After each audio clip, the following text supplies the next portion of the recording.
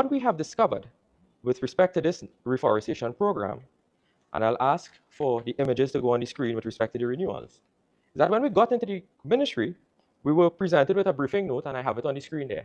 And I want you to look at the briefing note, in particular the second column. It says contract period. And if you look at the contract period, you would see it's the 25th of April, 2025 to the 24th of April, 2028, contract duration, 3 years. Why is the 25th of April, 2025 so special? It was the Friday before the general election. So what they were doing is that there was a flurry of activities at the Rural Development Company where they were just awarding contracts and renewing contracts the Friday before the general election. Then we went further.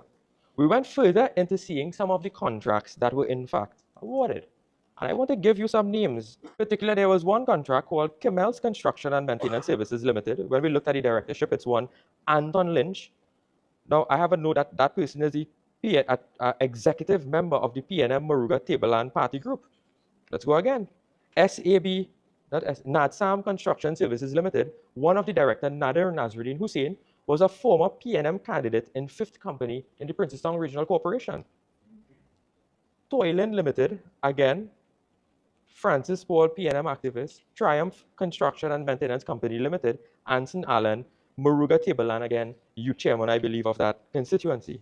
And then you have Zima Bless General Services Limited, one Paul Mongolas being a current PNM alderman at the Sangre Grande Regional Corporation.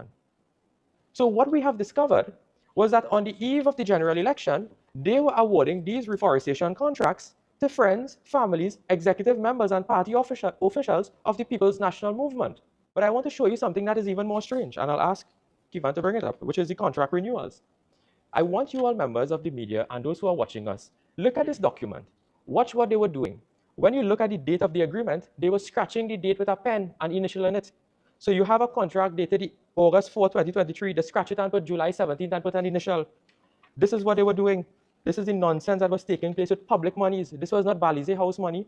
And there are several of these. If Kivan can have it rolling, you'll see that they were scratching the dates of the contracts. These things that when we looked at the audits and we looked at the review of this particular program, we have seen the mess that the PNM has created. So today, members of the media, based on all of this evidence that we have found that this program was benefiting PNM contractors and not the small man, not the small man who was working, it was benefiting the PNM contractors. I want to tell the general public today that this particular program, which is the National Reforestation and Watershed Rehabilitation Program, will also be restructured. And it will be restructured in a manner that is lawful, and it will be restructured in a manner that is reasonable. Because we have seen wanton wastage of taxpayers' dollars, and we are here to protect the public's interests with respect to all of these programs.